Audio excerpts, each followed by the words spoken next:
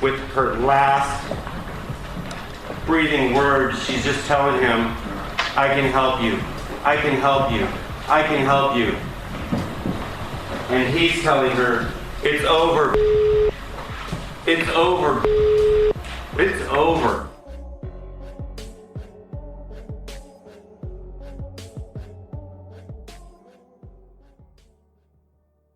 Los Angeles is known as the City of Angels, a sprawling metropolis on the west coast of California in the United States. It started out as a humble pueblo before evolving into a global epicenter of entertainment, culture, and innovation. By the 20th century, the city had become synonymous with Hollywood, drawing dreamers from all across the world. Today, it stands as a melting pot of diversity, offering everything from sandy beaches to skyscrapers to vibrant art districts and local businesses. One of these businesses is Croft House, nestled in the heart of Los Angeles, in La Brea Avenue. This boutique furniture store is celebrated for its handcrafted, minimalistic designs and boasts of celebrity clientele. Each piece is meticulously crafted, emphasizing quality and functionality, and it's the go-to for those seeking bespoke furnishings. On the afternoon of the 13th of January 2022, a customer arrived at Croft House in search of a sofa for her new apartment with her boyfriend. As she pushed open the glass door, an eerie silence greeted her, save for the music playing softly in the background. The showroom appeared to be empty, and there was no employee greeting her from behind the counter. Once inside, she turned towards a sofa near the entrance, and her gaze dropped. What she saw froze her in her tracks.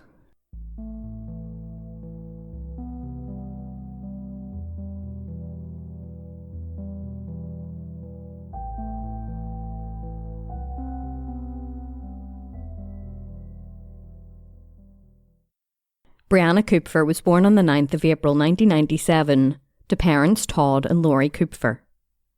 She was raised in the neighborhood of Pacific Palisades in Los Angeles, California, alongside her three siblings. The family were a close-knit one, where Brianna was known for her radiant personality and boundless curiosity. From an early age, she demonstrated a talent for balancing ambition with kindness, a trait that would come to define her. At Brentwood High School, Brianna excelled academically while embracing an active lifestyle. She captained the cheerleading team and she competed in track. Outside of sports, Brianna immersed herself in extracurricular activities, building friendships and skills that would last a lifetime. Her ability to juggle so many commitments earned her admiration from her classmates and teachers alike. Then after graduating high school, Brianna attended the University of Miami, where she pursued a degree in public relations. As part of her study, she participated in a study abroad program at the University of Sydney in Australia. This experience broadened her horizons, instilling in her a global perspective and a deep appreciation for culture and design. She returned to Los Angeles with her degree in hand in 2019, ready to pursue her dreams. Her passion for creativity and structure led her to UCLA, where she began working towards an architectural degree. Her father Todd recollected. She loved geometrical patterns. She loved design and drawing. Her journals were filled with sketches and notes capturing her love for learning and her drive to better understand the world around her. Once back in California, Brianna shared an apartment in Culver City with her close friend Lynn McKillivan. Lynn fondly described Brianna as the brightest light, always able to light up a room and make others smile. She said of her, "She would bring so much to any social scene and is always there to have a good time and always there to put a smile on everyone's face." Professionally, Brianna found a role that allowed her creativity to shine. She worked as a design consultant at Croft House, a boutique furniture store on La Brea Avenue in the centre of Los Angeles. There, she helped customers create beautiful spaces and arranged furniture displays with her signature precision and artistry. The store's co-owner, Riley Ray, described her as smart, confident, calm, and beloved by her co-workers. But Brianna's ultimate ambition was to create her own clothing line. Her family and friends frequently praised her selflessness and her uplifting nature. Her father said simply, she cared about people. He said to Fox 11, You know, it's funny because she was a very shy person, yet everybody will tell you she touched everybody's life, and when she showed up, she was the life of the party. At just 24 years old, Brianna was described as a gifted artist, a kind soul, and a dedicated friend. Despite her many accomplishments, however, she remained humble, often critical of herself in ways her loved ones found unnecessary. Her father said, she shouldn't have been. She was just a wonderful human being.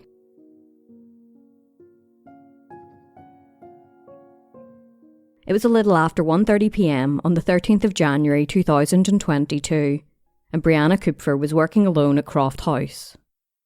The boutique furniture store was quiet that day. Despite the lack of customers, however, Brianna kept herself busy, arranging displays and tending to the shop's details with her usual care. She wasn't even supposed to be working alone that day. She had volunteered to cover her co-worker's shift. Brianna was behind the counter when the bell over the door jingled, signalling somebody's entry. A man walked in, a tall, lanky figure dressed in a black hoodie and jeans carrying a backpack. His hood was up, and a mask concealed the lower half of his face. The reflective sunglasses that he wore obscured his eyes entirely. Brianna's unease was immediate. Something about this man didn't feel right. He didn't look like their typical customer, and his presence seemed at odds with the serene setting of the store.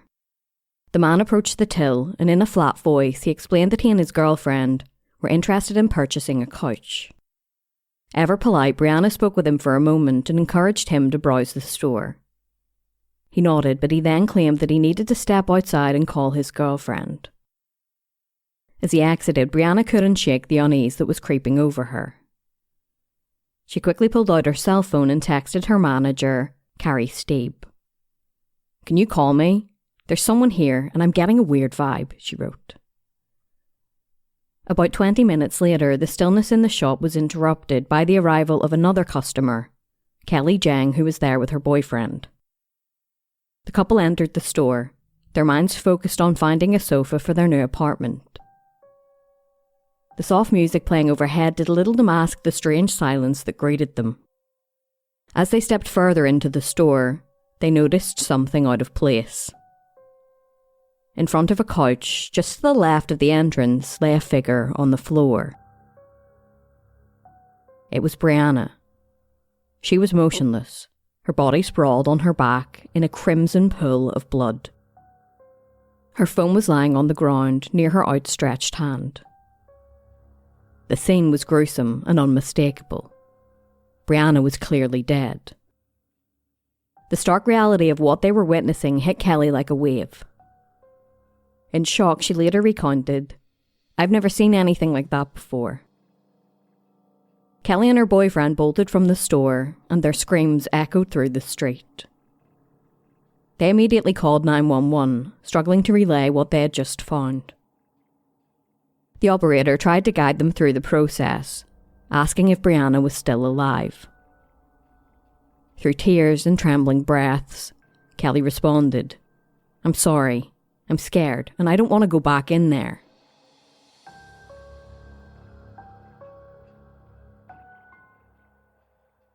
Detectives were on the scene within a matter of moments. They swiftly cordoned off the area with bright yellow crime scene tape. It was immediately clear that Brianna Kupfer was far beyond any chance of resuscitation. The brutality of the attack against her was staggering. She had sustained a total of 46 stab wounds. 26 of those wounds had been inflicted before her heart finally gave out. 11 targeted her chest, 5 struck her left arm, 3 pierced her left leg, and 1 landed near her pelvis. Further stab wounds riddled her abdomen, her right arm, and her right leg. The force of the attack was so ferocious that Brianna's lungs, liver, stomach, and aorta were punctured, causing massive internal trauma. Defensive wounds on her hands and arms showed that she had tried her hardest to defend herself, but the murder had been a frenzied one. The scene suggested that she had tried to escape from the store, escape from her killer. Detectives observed a smudged footprint on the white sofa near her body. The placement suggested that the killer had leapt onto the furniture to block her path, cutting off her only chance at escape. Brianna had clearly fought with everything that she had, but the outcome was tragically inevitable. Once Brianna's body was transported to the medical examiner's office, detectives shifted their focus to the store surveillance system. Croft House was equipped with several cameras, including one with a direct view of the counter where Brianna had been working. Reviewing the footage, detectives spotted the man who had entered the store, the one that Brianna had texted her manager about. The recording showed him walking into the store, speaking briefly with Brianna and placing a small object on the counter. Upon closer inspection, it appeared to be an audio recorder. Although the attack itself wasn't captured on video, the footage revealed the man exiting the store through the back door just moments later. He walked northbound down the alley, vanishing from view. Detectives returned to the counter and found the audio recorder still sitting there, exactly where the man had left it. It was carefully bagged and taken to the lab for forensic analysis. Prints and DNA were also lifted from the device, offering the first potential lead in the case. When the tape from the recorder was downloaded, seasoned investigators steeled themselves for what they might find. But nothing could have prepared them for the contents. The recording wasn't just evidence. It was a blow-by-blow account of the horrifying moments that had unfolded. Every sound, every word, and every scream was there, etched into the tape. For even the most seasoned detectives, the contents of the tape were a nightmare come to life. When detectives played the recording, it was as if time had stopped.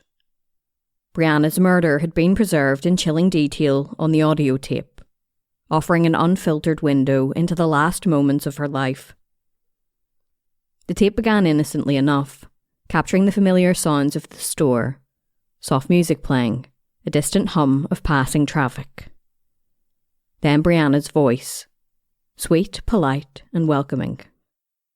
She greeted the man, her tone professional yet guarded. He asked her for her Facebook information, a question that clearly unsettled her. Her polite refusal was followed by his persistent voice, asking if she had been following President Biden. No, Brianna replied curtly, trying to steer the conversation back to professionalism. The man then rambled about stopping by later.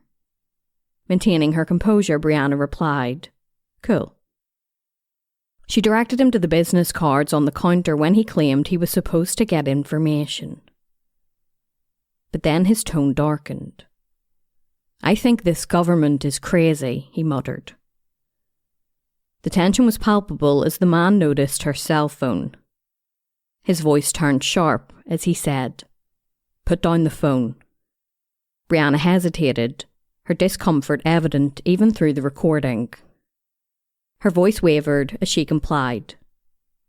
The man barked back, "I'm not going to hurt you, right? Chill the fuck out." "Okay," Brianna replied. A faint metallic rasp followed. It was the sound of the sheath being pulled from his knife. The air thickened with dread as Brianna tried to defuse the situation. "I can't have you in here. I've called the cops," she said as her voice trembled. The man's movements grew erratic, captured in the shifting sounds of the recording. Brianna's voice broke as she begged, "Wait, no." The man snarled back, "Get down on the floor." Desperation filled her voice as she pleaded, "I want to help you. I can help you." Then came the screams, followed by Brianna begging, "Wait, get off me." The man then coldly replied, "It's over, it's over, it's over." Brianna's cries grew weaker as she said, "Oh my God, okay, okay." "It's over, bitch," the man growled. Brianna's final words were a whisper filled with anguish. "I wanted to help you." But the man only repeatedly said, "It's over, bitch." Then silence. Only the faint music in the background remained, an eerie juxtaposition to the violence that had just unfolded moments before. A phone began ringing, shattering the quiet.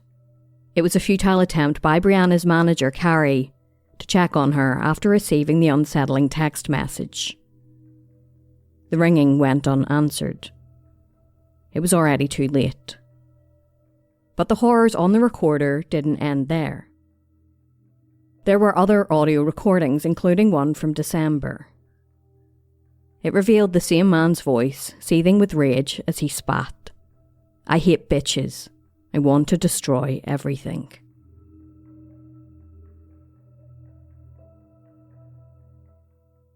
The search for evidence at the crime scene continued, and detectives uncovered a critical clue: the murder weapon itself.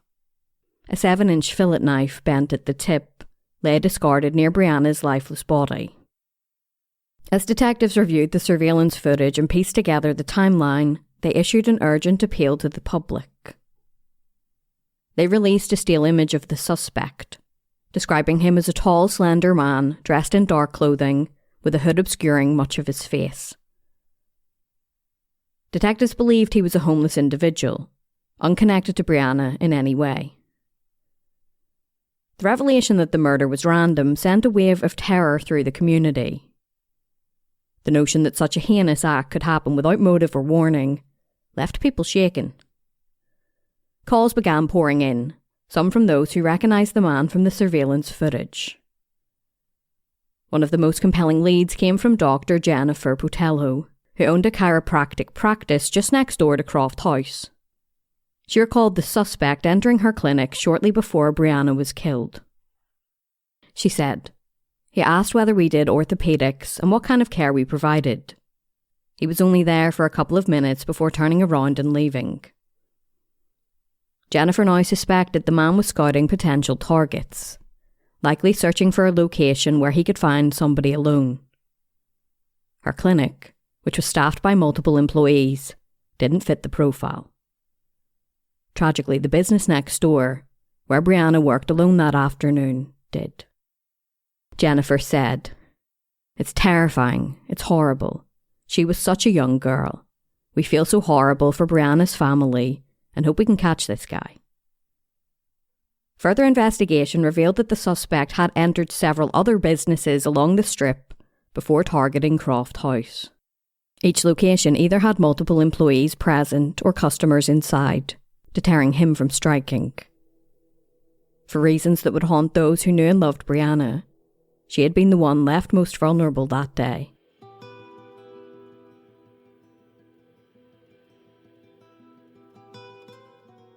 The random nature of Brianna's murder heightened fears in an area that was already grappling with rising crime rates.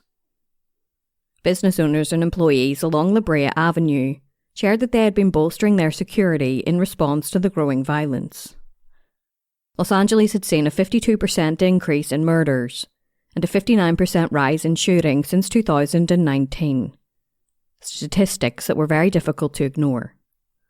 Brianna's father, Todd Kupfer, expressed his frustration with local leadership and their inability to curb the crisis. Speaking to Fox News, he didn't hold back as he said, "Crime is truly spiking, and we have a lot of criminals on the streets that shouldn't be out. We have politicians that somehow forget about people. They think the key to getting elected is to support the lowest rung of our society and give them rights. And somehow, that's the answer to getting votes." Todd was adamant that his daughter's senseless murder needed to spark change. He stated, "She needs to be championed as a beacon of what is wrong.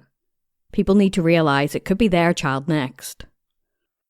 Los Angeles County District Attorney George Gascon faced mounting criticism for his policies amid the rising violence. Elected on promises of sweeping criminal justice reform, Gascon's approach had left many residents feeling unprotected. His zero bail policy allowed suspects of various crimes to walk free within hours of their arrests, and his removal of sentencing enhancements meant that even violent offenders could avoid the full weight of the law. California's legal framework stipulated a sentence of 25 years to life without parole for certain violent crimes. However, under Gascon's reforms, killers could potentially be paroled after serving just part of their sentence. Gascon defended his policy, stating, "The reality is that we go through these cycles, and we go through the cycles for a variety of reasons. In many ways, we can't prosecute our way out of social inequalities, income inequalities, the unhoused, the desperation that we have. But for grieving families like the Kupfers, such words rang hollow." The randomness and brutality of Brianna's murder were stark reminders of a city on the brink, and her death became a rallying cry for those demanding accountability and change. The days trickled into weeks and frustrations mounted as detectives found themselves with no solid leads in the case. Despite the intense media coverage of the murder, nobody had stepped forward with critical information to identify the killer. The LAPD made a strategic move to reignite public interest. They released a new video, this time showing the suspect just moments after the crime. The footage had captured him walking through the alleyway behind Croft House, his movements eerily calm and unhurried for somebody who had just committed such a brutal murder. Adding to the evidence, detectives unveiled another clip, recorded around 30 minutes later. This time, the suspect was seen at a nearby 7-Eleven, casually purchasing a vape pen. He was still dressed in the same black hoodie and jeans with his face concealed by a mask. Unlike the grainy alleyway footage, the 7-Eleven cameras provided a much clearer view, revealing a crucial detail. The man had braided hair. To accelerate the hunt for the killer, detectives announced a staggering $250,000 reward for information leading to his arrest. The sum, which was a combination of public and private contributions, underscored how deeply Brianna's murder had shaken the city. Los Angeles City Councilman Paul Koretz addressed the community as he announced the reward. His voice carried both determination and empathy as he vowed, "We will find this vicious criminal, we will get him arrested, and we will prosecute to the fullest extent of the law." Koretz also shared a statement from Brianna's family, which poignantly described the void that her death had left behind. It read, "Brianna, who was born, educated, and was building her career here in Los Angeles, was a rising star in this community, whose ascent was unnecessarily cut short by a heartless criminal last Thursday. She embodied everything that is great about Los Angeles, and the entire city should grieve over this senseless act." Brianna's father Todd addressed the media as well personally, sharing his reflections on the footage of the suspect. He stated, "It just feels as if he did this without remorse.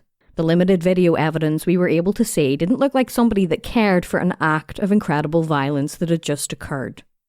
Despite his grief, Todd expressed gratitude for the overwhelming support his family had received from the community during the unimaginably difficult time. He said, "It's damaged my family greatly, but we feel the love through all these people."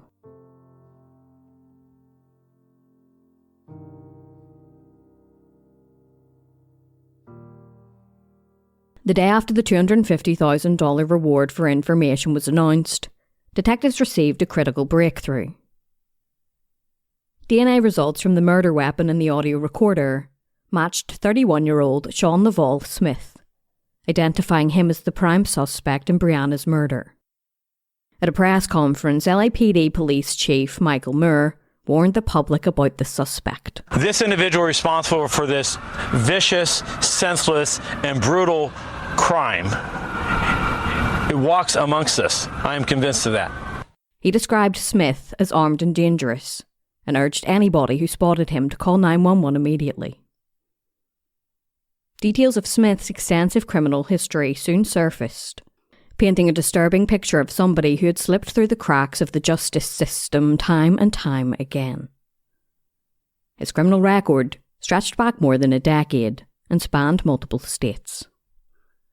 In 2010, he was arrested in Charleston, South Carolina for breach of trust, and 3 years later he was charged with simple possession of marijuana. That same year, the Charlotte-Mecklenburg Police Department issued a public appeal noting Smith was wanted on 14 active warrants for bicycle thefts.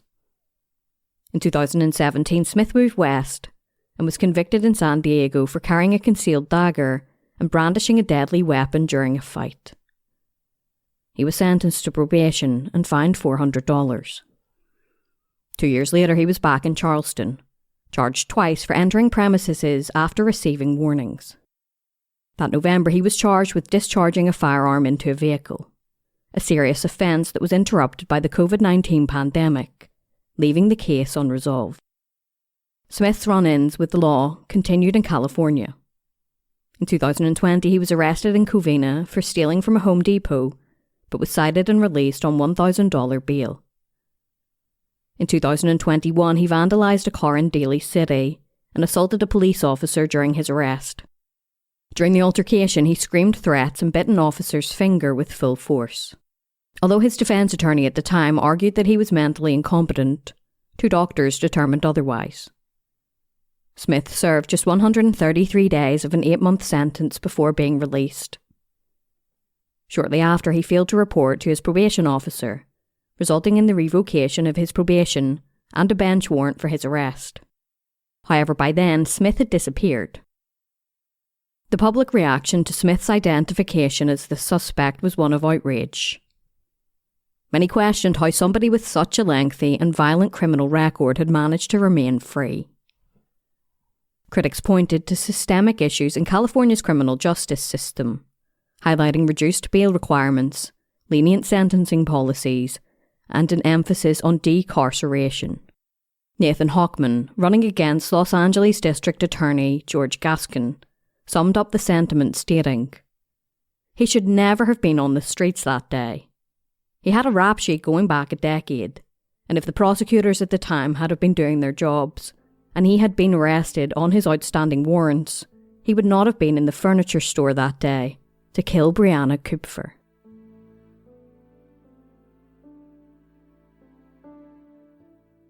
The very next morning, a man driving down Fair Oaks Avenue in Pasadena, about 17 miles from the furniture store where Brianna was killed, made an observation. While passing a man walking on the sidewalk, he noticed the individual's distinctive gait.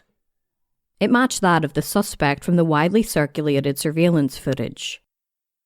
The driver did a double take, spotting a backpack slung over the man's shoulder, one that closely resembled the one seen in the videos of Brianna's killer. Trusting his instincts, he quickly grabbed his phone and called 911. Hello, I am calling because I see a gentleman who looks very similar to in the Kupfer stabbing in LA. I'm in Pasadena currently. What's the address where the person is, sir? He just walked past the corner of Green and Terrace in Pasadena. I'm sorry, what's the cross street with Green? Green, Gree. Yes, what's the other street, sir? Green and... Terrace, Terrace. Okay, and what was he wearing? So he had a black hoodie on, he had dark sweatpants, and he had a backpack, a black backpack that was very similar to the one I've seen in images. Police responded with urgency, sirens blazing as they raced to the location. The caller directed them to a man near a park bench at the intersection of Fair Oaks Avenue and Colorado Boulevard. Officers approached the man and detained him, asking for his name. Though he gave a false name, his resemblance to Sean Laval Smith was undeniable. To confirm his identity, the officers brought in a fugitive unit equipped with a fingerprint scanner. Within moments, it was confirmed that the man in custody was indeed Sean Laval Smith, the prime suspect in Brianna's murder.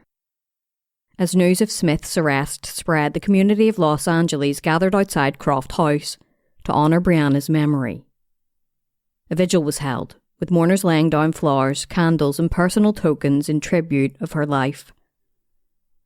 The gathering became a space for collective grief and reflection, as residents expressed their heartbreak and frustration over the senseless tragedy. One local woman, Sherry Gonzalez, spoke with KABC about the deep impact of the crime. She stated, "I'm the parent of a girl 2 years younger than her. It's shocking to me that this happened here or anywhere in our city." The following day, Smith was charged with the murder of Brianna, with a special allegation of use of a dangerous or deadly weapon. In announcing the charges, District Attorney Gaskins said, "Those who show no compassion for human life will face serious consequences. The murder of Brianna Kupfer has left Los Angeles County devastated, and my office is reaching out to her family to provide any services they may need. A lot of people in the community wanted the death penalty for Smith if he were convicted, but Gascon was anti-death penalty." When he took the office back in December of 2020, he barred his prosecutors from seeking it. In a memo he had written, "The reality is the death penalty does not make us safer. It is racist. It's morally untenable. It's irreversible and expensive, and beginning today, it's off the table in LA County." In the wake of the charges, homeless advocates shared their fear that the crime had left a vulnerable population even more endangered. Because Smith was homeless, other homeless people found themselves under scrutiny. Eric Tars, the legal director for the National Homelessness Law Centre, commented that labelling all homeless people as people we should be afraid of rather than have compassion for set them up for hate crimes. She said that homeless people were actually much more likely to be the victim of violence rather than be a perpetrator. In Los Angeles, the homeless population at the time was estimated to be 40,000, or 1% of the city's 4 million residents. LAPD Chief Michael Moore commented that leaders needed to focus on supportive housing rather than law enforcement. He said, "These stats, these lives are speaking to mental health, substance abuse and housing." Then in July it was announced that the legal proceedings against Smith had been halted so that he could undergo a psychiatric evaluation. Ultimately he was ruled competent to stand trial, but before then, Smith requested he represent himself. During a court hearing in June of 2023, his right to act as his own attorney was revoked after he directed profanities at Judge Mildred Escobedo. Afterwards, Smith pleaded not guilty, as well as not guilty by reason of insanity, meaning that if he were convicted during a trial, he would face an insanity hearing. On the morning of the 30th of August 2024, Sean Laval Smith entered the Los Angeles courtroom, sitting alongside his defence attorney, Robert Habirer. The trial began with opening statements led by District Attorney Habib Balian, who presented the prosecution's case. Brianna Kupfer was stabbed to death 46 times by that man.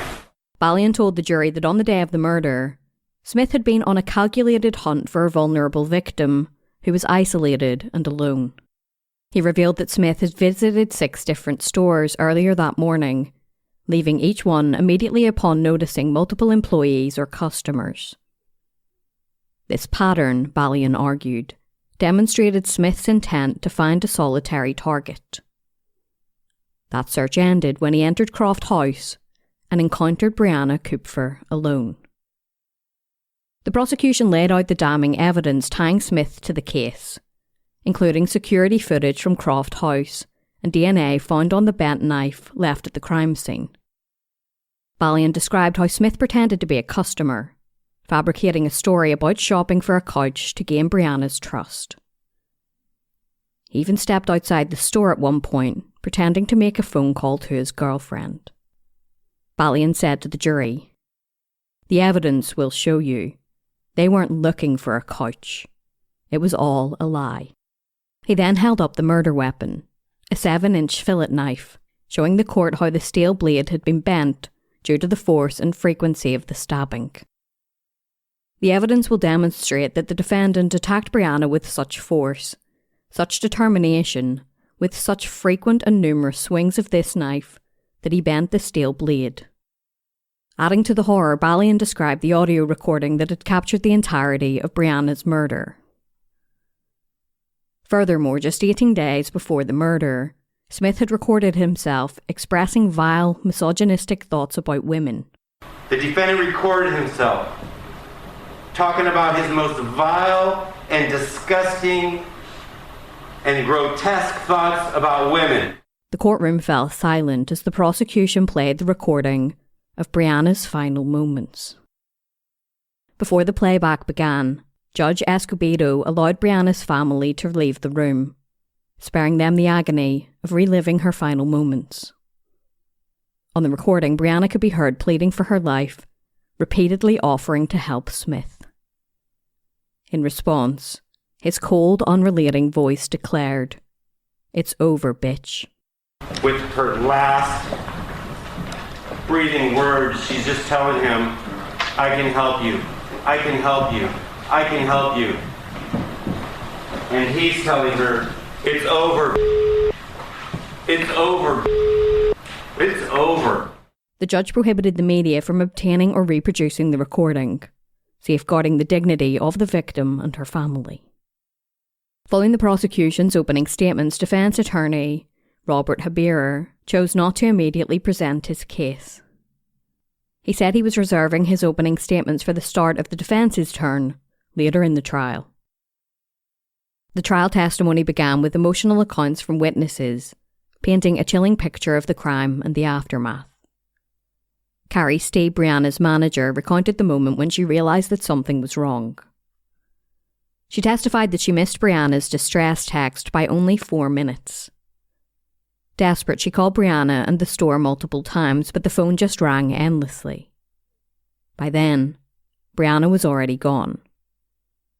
Fighting back tears, Carrie described her as very smart and praised her professionalism, stating, "She was easy to talk to and easy to interact with. She was good at getting tasks done. She did not require a lot of oversight." Detective Tyler Adams testified about the DNA evidence that played a crucial role in the case. He explained how the digital recorder left on the counter was swapped for DNA, particularly the microphone screen, which was most likely to contain trace evidence. The DNA on the recorder matched Smith's, and the knife found at the crime scene had DNA from both Smith and Brianna. Detective Dave Vinton further solidified the case by identifying Smith's voice on the audio recording of the murder. The forensic evidence paired with the recording left little room for doubt. The prosecution concluded its case swiftly, presenting an overwhelming array of evidence against Smith. When it was time for the defence to present their case, attorney Robert Habirer made a surprising decision. The defence rested without offering an opening statement, presenting witnesses, or providing any substantive arguments. During closing arguments, District Attorney Habib Balian painted Smith as a predator who had meticulously hunted for a vulnerable woman that morning. He described how Smith exploited Brianna's kindness to lure her into a false sense of safety before striking with shocking brutality. She's comfortable. Her arm is slung over her chair. Her hair is tied up in her bun. She's acting professional. She's acting welcoming. She's answering his questions. She has no idea the death and destruction that is about to be wrought upon her. He continued telling the jury, her guard was down. He was lying in wait for his perfect target. She had no idea what he planned to do to her. He used her kindness against her. He then slayed her. When he was close and he was safe and her guard was down, he left her body on the floor. The defence's closing comments were brief and contentious. Habirer, in what seemed like a reluctant acknowledgement of guilt, argued that the attack was spontaneous, not premeditated. He said, "The decision to attack Brianna Kupfer happened in an instant. This wasn't planned in any way." However, his arguments took a divisive turn when he questioned why this particular case had garnered so much attention. He invoked racial undertones by pointing out the large courtroom photos of Brianna, who was white, and Smith, who was black. In rebuttal, Prosecutor Balian dismissed the notion that race played any role in the case, asserting, "This is not about race. Brianna Kupfer could have been black, white, Hispanic, anything. It doesn't change what he did." The prosecutor's words reminded the jury of the brutal and senseless crime at the heart of the case, urging them to focus on the evidence and not be swayed by irrelevant distractions. After that, the jury were sent off to deliberate.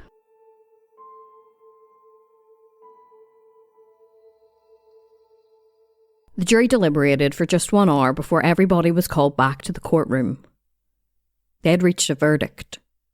They found Sean Laval Smith guilty of the first-degree murder of Brianna Kupfer with a special circumstance of lying in wait. This paved the way for the sanity phase of the trial. Following the verdict, Todd and Laurie said that they felt an overwhelming sense of relief. Laurie stated, "Justice will never be served because our daughter's not alive. But the DA did a wonderful job, and the jury really listened to the evidence that they heard. And we are very, very happy that they understood the law and made the correct decisions. As I said, it's not just, but it will protect the public, which is what I think it's meant to do." Todd then added, "At the end of the day, it got a lot of attention because it was basically good versus evil, and something very evil that happened to somebody very, very good." The next phase of the trial began on the 2nd of October 2024. The decision on whether or not Smith was sane at the time would be up to the judge, not the jury. During the court hearing, emotional victim impact statements were presented by Brianna's loved ones. Todd described Smith as beyond evil and said not a day went past when he didn't think about his daughter. He continued, saying through tears, "Brianna gave the world kindness and laughter. The loss of a child haunts you to the core. I believe she's in heaven with the angels." Laurie said that Brianna was a beautiful person inside and out, who'd been trying to make the world a better place. She said they would never get to hear Brianna's laughter again, or have her on hand for more holiday gatherings. She then added, 46 stab wounds took that away. Laurie continued, telling the courtroom how Brianna had wanted to marry and have children one day. The prosecution and defence had psychiatrists examine Smith, and the judge read both of the reports. The first psychiatrist found that Smith could be bipolar, but said that he didn't exhibit signs of depression. However, he noted that the diagnosis was not applicable to an insanity defence. The second psychiatrist found that there were no discernible signs of mental illness. He said that Smith had a pattern of aggressive and violent behaviour towards others, but was never given consequences. Judge Escobedo then spoke in court about recorded jail conversations. They had been between Smith and a friend and a family member over several months in 2022. In one of the calls, Smith had said, "All I got to do is go to competency court. All I've got to do is play crazy." In another phone call, he said, "I just go to the hospital and play retarded. I'll be in the state hospital for 5 years." In a third, the caller told him that they had his DNA, and he replied, "They're letting me out on the insanity plea, bro." The judge then addressed Smith. She said that there was absolutely no evidence whatsoever to show that he was insane. She cited the brutality that was shown to Brianna and said she would not consider any sentence other than life in prison without the possibility of parole. She completely rejected the insanity defence. After that, the judge told Smith that there was a flurry of new laws that are allowing for early release of inmates. However, she said that the facts of the case were so heinous that it would be clear to the appellate court that the sentence should remain life without parole. She then ordered that Smith be remanded to the Department of Corrections to begin his new life behind bars.